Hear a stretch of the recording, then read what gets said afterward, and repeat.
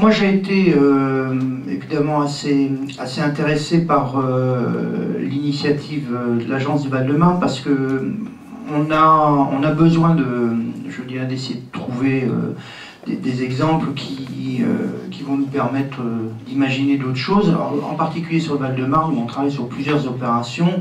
Et au fond, c'est pas tout à fait par hasard qu'ils ont choisi Reading.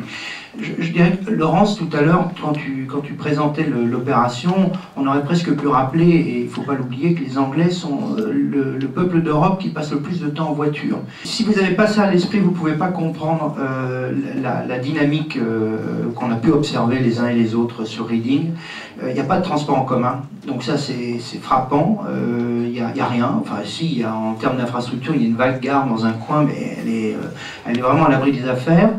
La deuxième chose qui est assez surprenante, c'est que tout est fait pour la bagnole. On se croirait aux États-Unis dans les années 60, donc c'est un modèle assez surprenant.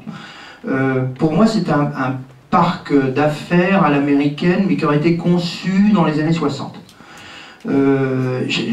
Ça m'a fait un peu penser à un parc d'affaires qu'on a du côté de Val d'Europe, que des Anglais ont voulu faire la promotion en nous expliquant que c'était vraiment un truc qu'il fallait faire voir, etc. Ça va très bien marcher, et heureusement pour eux, et je leur souhaite d'ailleurs tout le succès qu'ils méritent, sauf que le positionnement de départ n'est pas du tout le positionnement actuel, et en particulier, ils ont rencontré de la demande là où ils ne s'attendaient pas à en trouver, c'est-à-dire là où on leur avait dit qu'ils allaient la trouver, c'est-à-dire autour immédiatement du côté de Melun, et puis du côté de l'Allemagne. Bon, je referme la parenthèse, mais l'exemple de Reading est inimaginable chez nous, inimaginable. La deuxième chose, moi, qui m'a vraiment surpris et que j'ai trouvé absolument passionnante, c'est que, bon, d'abord, il n'y a que des gros porteurs. Hein. Il y avait, on a parlé de Cisco, entre parenthèses, plus des 3/4 des bâtiments de Cisco sont vides. Ça, c'est pas de la faute de Reading ni de la Thames Valley. Il se trouve que Cisco, c'est de la IT, et puis du jour au lendemain, patatras, ils avaient réservé pour 25 ans un campus de 200 000 m², puis ils ont réduit la voilure à, je sais plus, 35 000 m².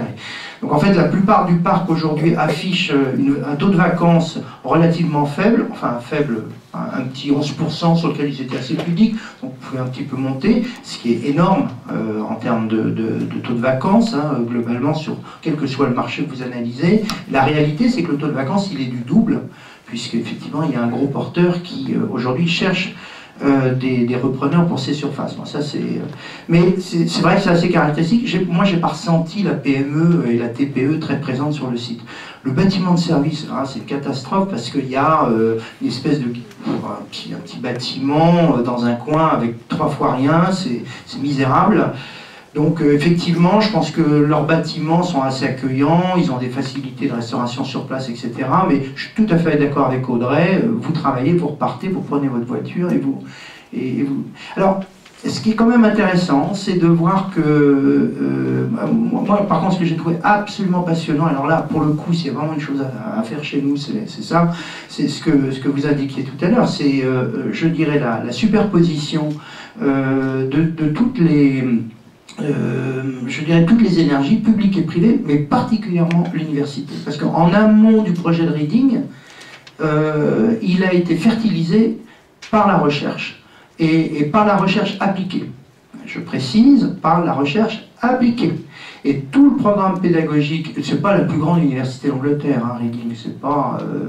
mais c'est dans certains domaines, et je pense que vous êtes beaucoup plus qualifiés pour l'indiquer, mais dans certains domaines, ils ont une certaine excellence, en particulier dans le module 6, là, qui est tout à fait vertueux pour les groupes chimiques et les fabricants de produits de technologie. Il faut des modes d'emploi, et pour illustrer et fabriquer les modes d'emploi, il y a des modules pédagogiques au sein de l'université de Reading. C'était assez intéressant. Donc on voit vraiment qu'on est dans la recherche appliquée et qu'en fait il y a une bascule qui se fait au quotidien entre l'université et l'entreprise.